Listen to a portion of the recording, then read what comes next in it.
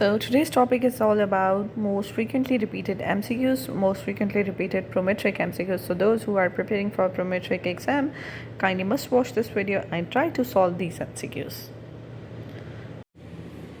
Hello everyone, this is Dr. Huma Ibrar. I wish you all a good day. This channel is all about Prometric exam material and guidance. So if you still haven't subscribed this channel, kindly subscribe this channel and don't forget to click the bell icon. First of all, I'm sorry I wasn't able to upload videos from past few days. This is because I'm out of station and it was difficult for me to manage all of these stuff. But now from now onwards, I'll try my best to upload Prometric MCQs, most frequently and most popular Prometric MCQs and most repeated Prometric MCQs. I'll try my best to upload these videos on daily basis. So let's start the topic. Let's move towards the question number 1. Which of the following muscle doesn't close the mouth? 1. Masseter, pterygoid medialis, temporalis, or suprahyoid? Correct answer is option number 4, suprahyoid muscle. A group of muscle located superior to the hyoid bone of the neck. They all act to elevate the hyoid bone and depress the mandible, helping the opening of the mouth. Let's move towards the question number 2. Physical therapist is evaluating patient who is unable to open the door using supination. So he expects weakness of brachioradialis, bicep brachii, insonius, flexor carpi ulnaris. So the correct option is bicep brachii that make a flexion with supination. Let's move towards question number 3. A 26-year-old patient with shortened bicep brachii muscle after casting the elbow for few weeks. The physical therapist decided to stretch this muscle. Which of the following positions of the upper extremity will maximally elongate the bicep brachii? Option number 1, shoulder extension, elbow extension, and forearm pronation. Option number 2, shoulder extension, elbow extension, and forearm supination. Option number 3, shoulder external rotation, elbow extension, and forearm pronation. Option number 4, shoulder external rotation, elbow extension, and forearm supination. So, let's move towards the correct answer. Correct answer is shoulder extension, elbow extension, and forearm pronation are the opposition of biceps action, so it causes bicep brachii stretch. Let's move towards the next question. A 32-year-old patient with chronic shoulder pain examination revealed excessive internal rotation of the shoulder and winging of scapula during overhead motion. Which of the following is the best approach for helping this patient? Option number A, strengthening of the rhomboids and stretching of the upper trapezius. Option number B, strengthening of pectoral muscles and the upper trapezius muscles. Option number C, stretching of upper trapezius and strengthening the middle and lower trapezius. Option number 3, stretching of pectoral muscles and strengthening the middle and lower trapezius.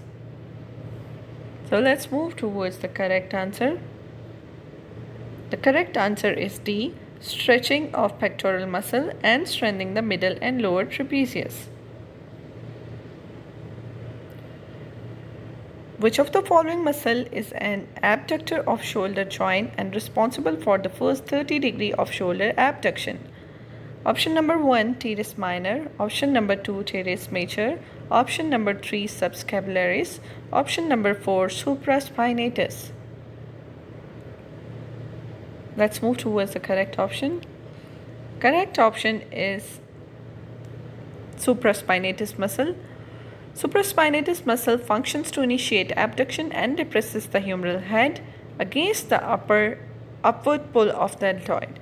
Electromyography EMG studies have demonstrated a high degree of supraspinatus activity during the initial 30 degrees of abduction.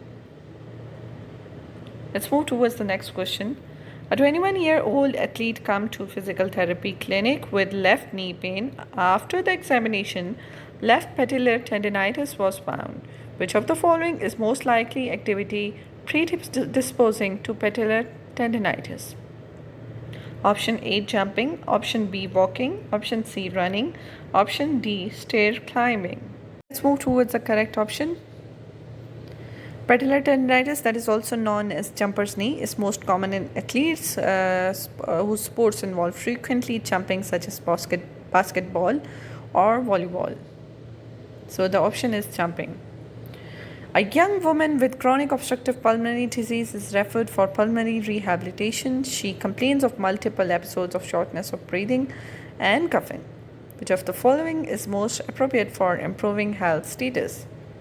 Option number 1, cycling. Option number 2, walking. Option number 3, running. Option number 4, swimming. So the correct answer of this is option number 2, that is walking. This helps your body use oxygen more efficiently and with time can improve your breathing. Which of the following theories support the use of a transcutaneous electrical nerve stimulation unit for sensory level pain control?